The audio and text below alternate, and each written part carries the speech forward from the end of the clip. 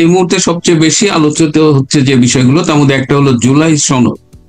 তো প্রথমেই আমার দর্শকদের জন্য একটু আপনার কাছে জানতে চাই, আসলে এই জুলাই সনদ বিষয়টা কি, এটা নিয়ে যদি একটু আপনি ব্রিফ করতেন, তারপরে আমরা বাকি আলোচনাটা করতাম। ধন্যবাদ। দেখুন,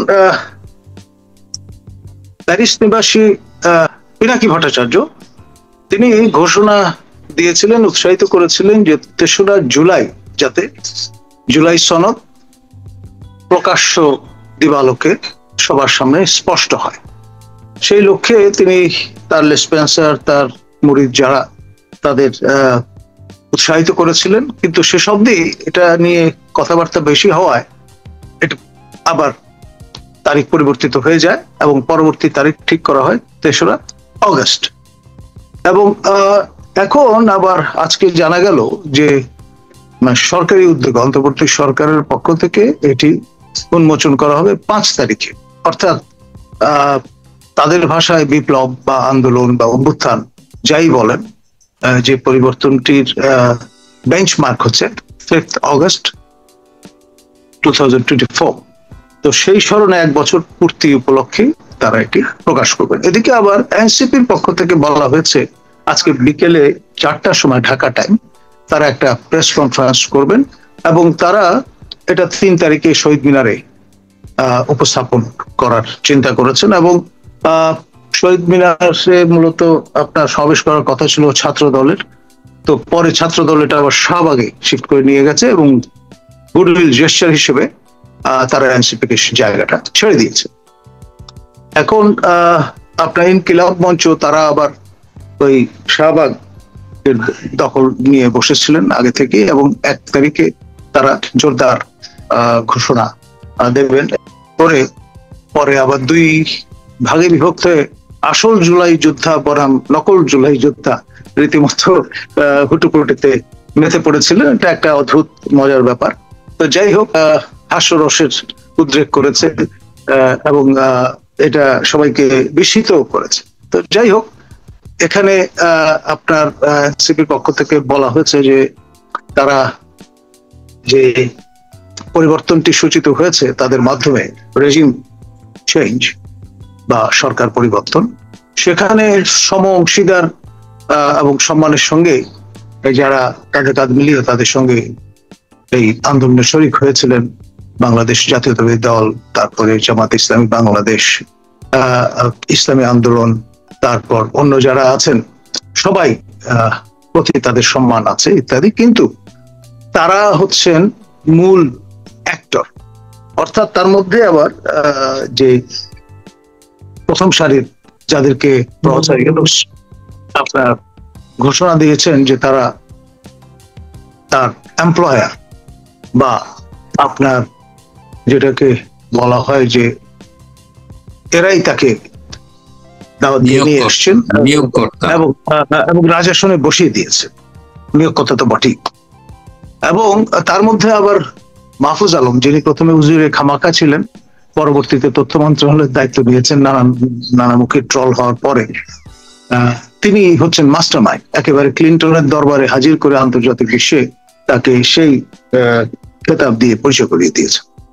এখন বিষয় যেটি, সেটি হচ্ছে তারা দাবি করছেন যে এই যে প্রথম সারির যারা এই আন্দোলন বা রেজিম চেঞ্জের প্রবক্তা, ক্যাটালিস্ট, তাদেরকে বীর শ্রেষ্ঠ এই খেতাব দিতে হবে।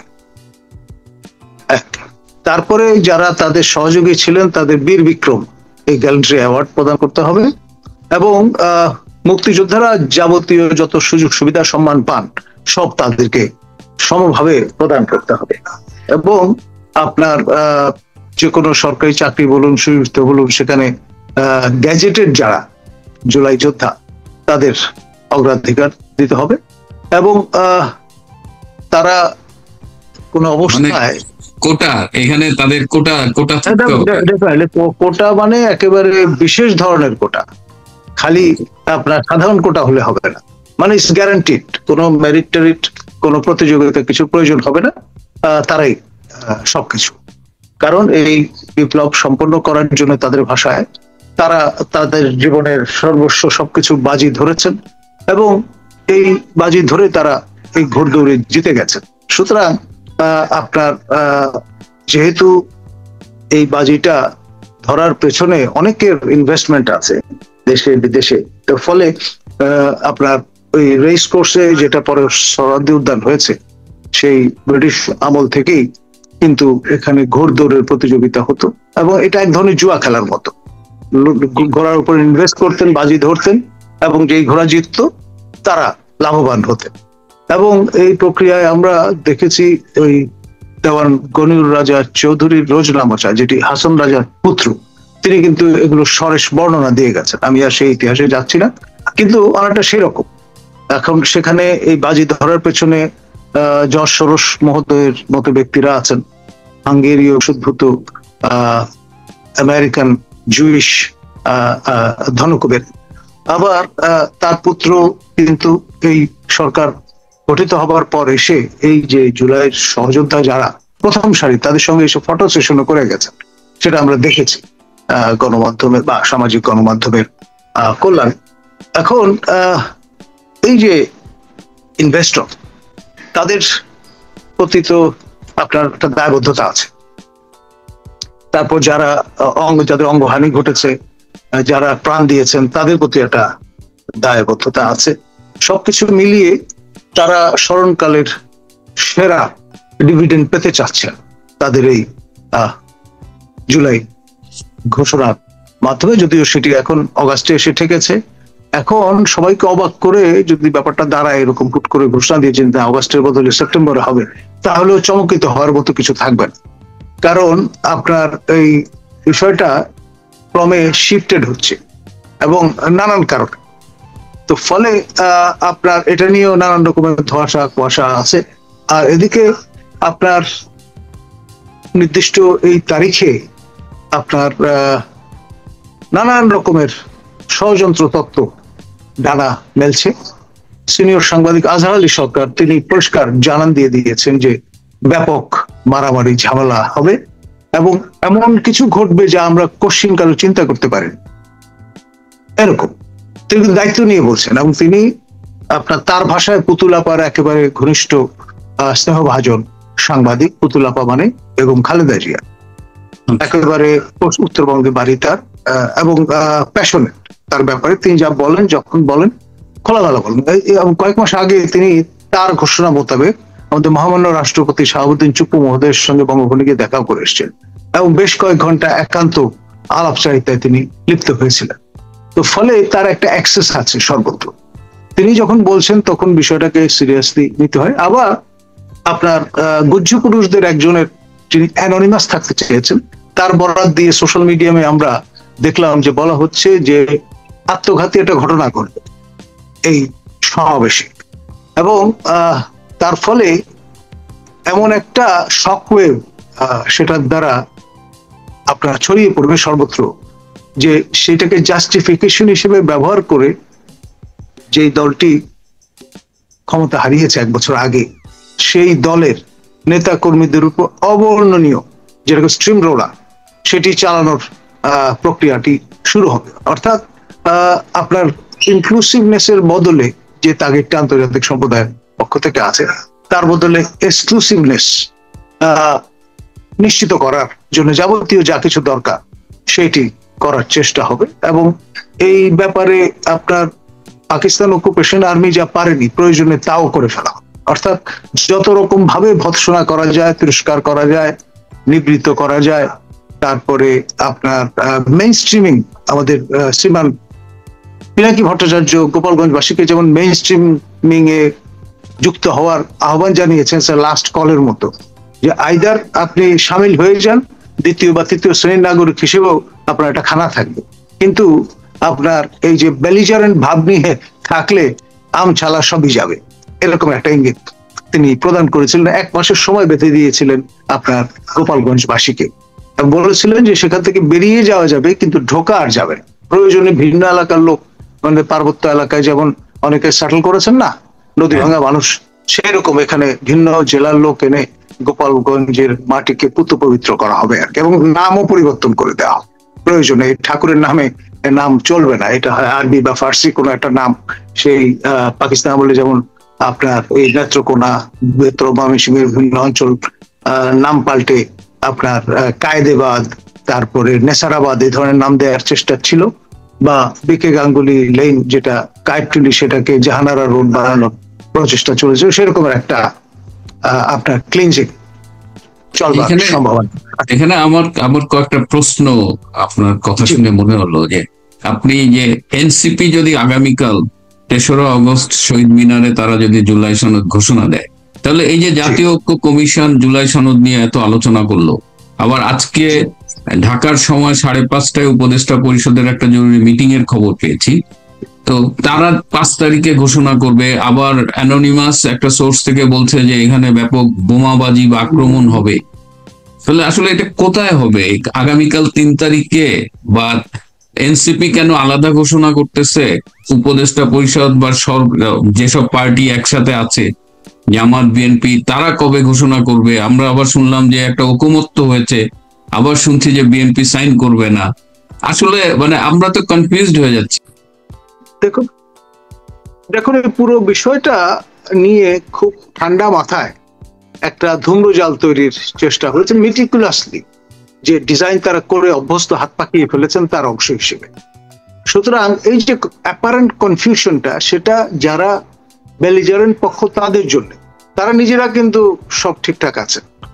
এবং আপনার ধরুন এখানে বাম ধারার কিছু দল কিন্তু তারা আপত্তি তুলেছেন, যেমন প্রিন্স মুদা কমিউনিস্ট পার্টির পক্ষ থেকে তারা বলেছেন they don't want to be party to this, workout করে চলে গেছে। তো এরা হচ্ছে ক্ষীণকণ্ঠ, মার্জিনালাইজড এদের দৃষ্টিতে।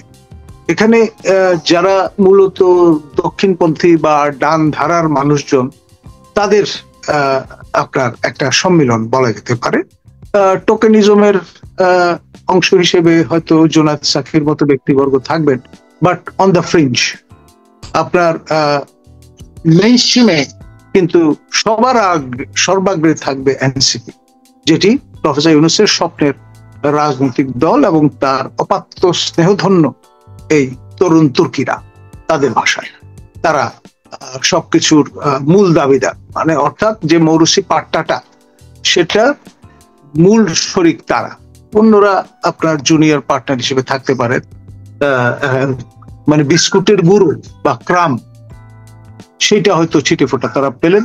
মূল যে ডিভিডেন্ড, এটি অবশ্যই হতে হবে তাদের। আর যখন একবার বীরশ্রেষ্ঠ হয়ে যান জীবিত অবস্থায়, খেয়াল করেন, সেটা কিন্তু নতুন মাত্রা যোগ করে। কারণ আমাদের যে কজন বীরশ্রেষ্ঠ আছেন মহান স্বাধীনতা যুদ্ধের সঙ্গে, যাদের নাম ওতপ্রোতভাবে জড়িত, তারা সবাই কিন্তু আপনার শহীদ হয়েছেন। সুতরাং তারা জীবিত মানুষ যখন শহীদের মর্যাদা পায়, তাদেরকে গাজী বলা হয় ইসলামী পার্লেন্সে। তো তারা গাজী, সেই রকম একটা ভাবভঙ্গি এর মধ্যে আছে। আর এখানে আপনার ভয়েস অফ ডিসেন্ট বা ভিন্ন মতের ন্যূনতম কোনো মানে আপনার যেটাকে বলে ক্ষুদ্রাতি ক্ষুদ্র অংশ এখানে সহ্য করা হচ্ছে না বা থাকবে না, এবং সেটি তারা নিশ্চিত করবেন। আপনার মোহাম্মদ গাদ্দাফি বলুন বা আপনার সাদ্দাম হোসেন বলুন, তারাও কিন্তু এই রকমের একনায়কতান্ত্রিক আপনার চিন্তা কোশ্চিনকালে করেন। সেই রকমের একটা ফাসাদ তারা বিনির্মাণের চেষ্টা করছেন। আর আমাদের বন্ধুবর সতীর্থ ইলিনয় অধ্যাপক প্রফেসর ডক্টর আলী রিয়াজ, তিনি সারা জীবন কিন্তু আপনার বাম ধারার যে অ্যাক্স, সেটা গ্রাইন্ড করেছেন। আমরা তো প্রায় একই সময় বেড়ে উঠেছি, তার ডাকনাম বিজু, এবং আলী আনোয়ার মহোদয়ের সহোদর। এই আলী আনোয়ার মহোদয় তিনি আপনার রাজশাহী বিশ্ববিদ্যালয়ে অধ্যাপনা করতেন। আমরা মানে আমাদের সলিমুল্লাহ খান এবং আব্দুল্লাহ সাকি, তাদের নেতৃত্বে এই যে প্র্যাকসিস অধ্যয়ন সমিতি গড়ে উঠেছিল, তাদের মুখপত্র ছিল প্র্যাকসিস জার্নাল।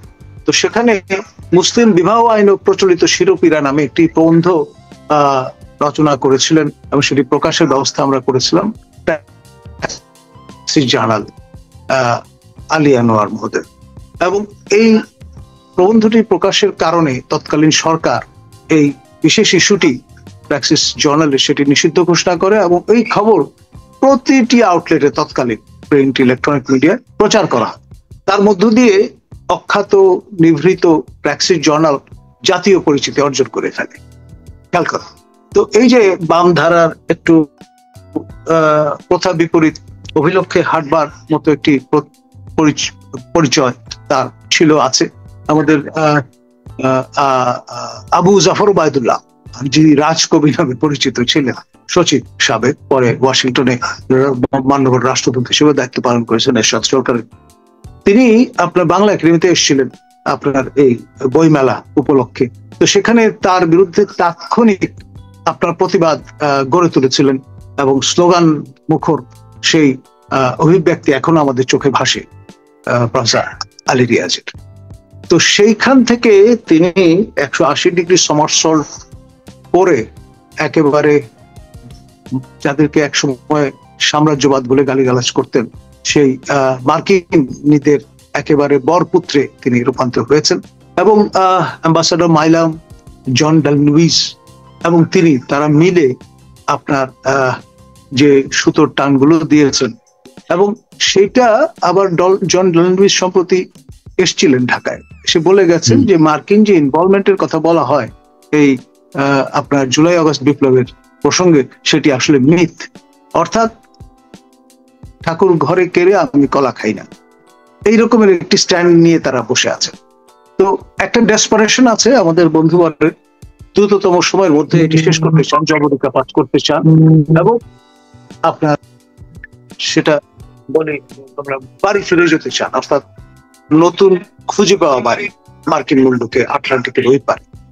তো ফলে এই ডেসপারেশনের কারণে আপনার প্রিন্স ভাইদের মতো ব্যক্তিবর্গ একটু উষ্মা প্রকাশ করছেন যে ভাই খিলিয়ে কাঁঠাল পাকাতে পারেন আপনি, কিন্তু সেটা তো সুস্বাদু হবে না বক্তার জন্য। কিন্তু তাদের বক্তব্য হচ্ছে সময় বেশি আর নেওয়া যাবে না, কাট অফ ডেট এখনই। এরকম একটি পটভূমি এখানে কাজ করছে। না, আমি যেটা বলতে চাচ্ছি যে বিএনপি জামাত এদের অবস্থান কি এই জুলাই সনদ নিয়ে? সবই তো এনসিপি, এবং তারা 7জনকে বীরশ্রেষ্ঠ ঘোষণার দাবি জানিয়েছে, আসিফ, হাসনাত, সার্জিস, নাহিদ, এরা। বিএনপি এরা তো বেসিক্যালি ওরা পরিষ্কার বলে দিয়েছে যে এদেরকে জুনিয়র পার্টনার হতে হবে। আপনি খানা যদি এক টেবিলে বসে খেতে চান, আপনাকে সাইড লাইনে থাকতে হবে, মেইন স্ট্রিম থাকবে কিন্তু এনসিপি। বয়সে যতই নবীন হোক না কেন, টডলার হন না কেন, দে মাস্ট বি ওই বালক রাজাদের মতো। বিএনপি সেটা মানবে? বিএনপি চাইলে বৈরম খানের ভূমিকায় যেতে পারে, মানে ভাবটা এরকম আর কি। নাবালক রাজা সিংহাসনে থাকবেন আকবরের মতো, তার অভিভাবক হিসেবে তারা থাকতে পারে, এবং বয়স আরো দিন দিন বাড়বে।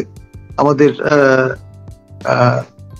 সম্মানীয় তারেক জিয়ার আপনার ম্যাচুরিটি আরো বাড়বে ন্যাচারালি, প্রতিদিন যাচ্ছে, একদিন করে বয়স বাড়ছে না, তো সেই হিসাবে বৈরম খান হিসেবে হয়তো আরো মানানসই হবে ভূমিকাটা।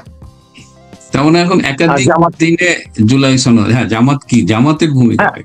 জামাত ন্যাচারালি সবচাইতে পুরনো রাজনৈতিক দল যে কটি আছে এখানে ফোল্ডে, এবং আপনার তারা বারংবার ক্রান্তি লগ্নে 180 ডিগ্রি সমারসল্টে যাওয়ার একটা ইতিহাস রচনা করেছে। এবং আমার অবজারভেশন যেটি, জামাত সম্পর্কে যত রকম প্রচারণাই থাকুক না কেন, 1971 সনের স্বাধীনতা যুদ্ধের সময় পূর্ণ সদস্য, তাদের ক্যাডার তো ধরেন 4টা লেয়ার আছে, পূর্ণ সদস্য যারা, একজন লোকও কিন্তু প্রাণ হারাননি 71 মুক্তিযুদ্ধের সময়।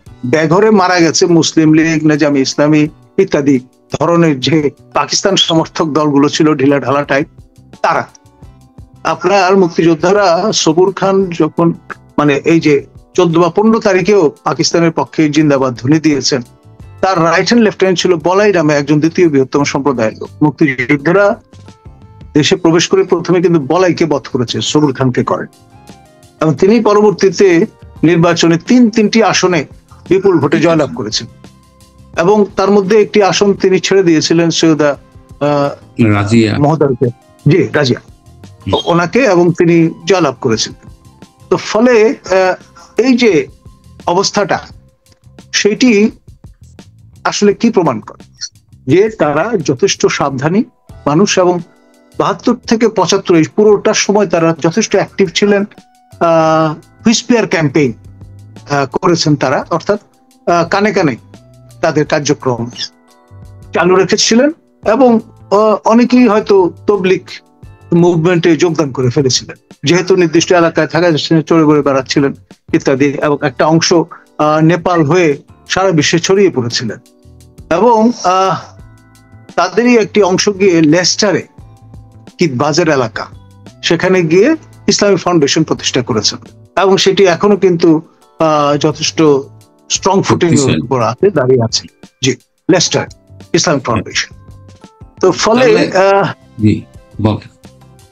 ফলে এই যে গ্লোবাল তাদের যে আপনার নেটওয়ার্ক, তাদের কাউন্টার পার্ট হচ্ছেন নর্থ আফ্রিকা এবং মিডল ইস্টে ইখওয়ানুল মুসলিমুন, অর্থাৎ মুসলিম ব্রাদারহুড, যেটা ইংরেজিতে আমরা বলছি।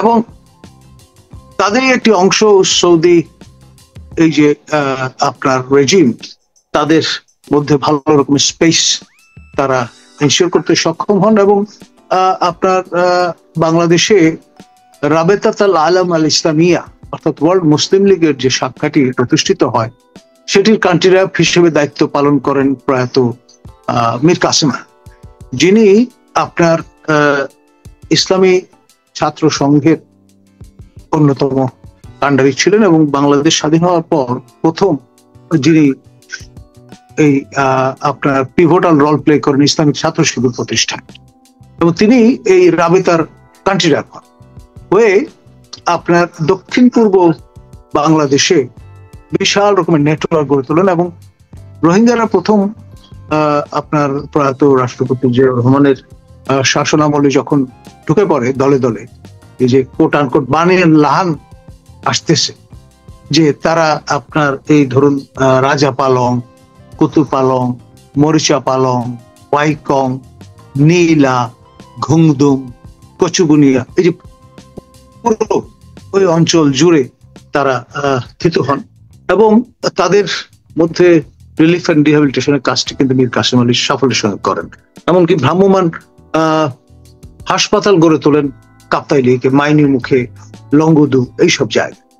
এবং পরবর্তীতে তিনি এই জামাতে ইসলামী মধ্যে কর্পোরেট কালচারটা প্রযুক্ত করেন, এবং দিগন্ত টেলিভিশন, নয়া দিগন্ত প্রভৃতি আউটলেট সংস্থাপন করেন, কেয়ারি সিন্দাবাদ চালু করেন, এবং এইখানে পরিবর্তন নিয়ে এখানে আমরা যেটা দেখতে পাচ্ছি যে জামাত একটা সুবিধাবাদী অবস্থানে থাকবে, ধরার যদি রাজনৈতিক ভাবে খায় ছেলে, বিএনপি কিছুটা ধরা খাচ্ছে রাজনৈতিক ভাবে, এনসিপি কে সামনে দিয়ে ডক্টর ইউনূস তার ব্রেন চাইল্ড তাদের কাজে লাগাচ্ছে। তো আমরা এখন তাহলে অপেক্ষা করি, এবং আশঙ্কার যে জায়গাটা, যে এই জুলাই ঘোষণা দিয়ে সেখানে যদি কোনো জঙ্গি হামলা হয় বা জঙ্গি হামলা পরিকল্পিতভাবে করানো হয়, সেক্ষেত্রে এটার যে শুধুমাত্র বাংলাদেশের সমস্যা না, এটা বহির্বিশ্বে কিন্তু আবার অন্যভাবে ট্রান্সলেটেড হয়। তো আমরা এটা নানামুখী দিক আছে, ডেফিনেটলি এখন সময়ের অপেক্ষা, আলটিমেটলি কি দাঁড়ায়, লেটস সি।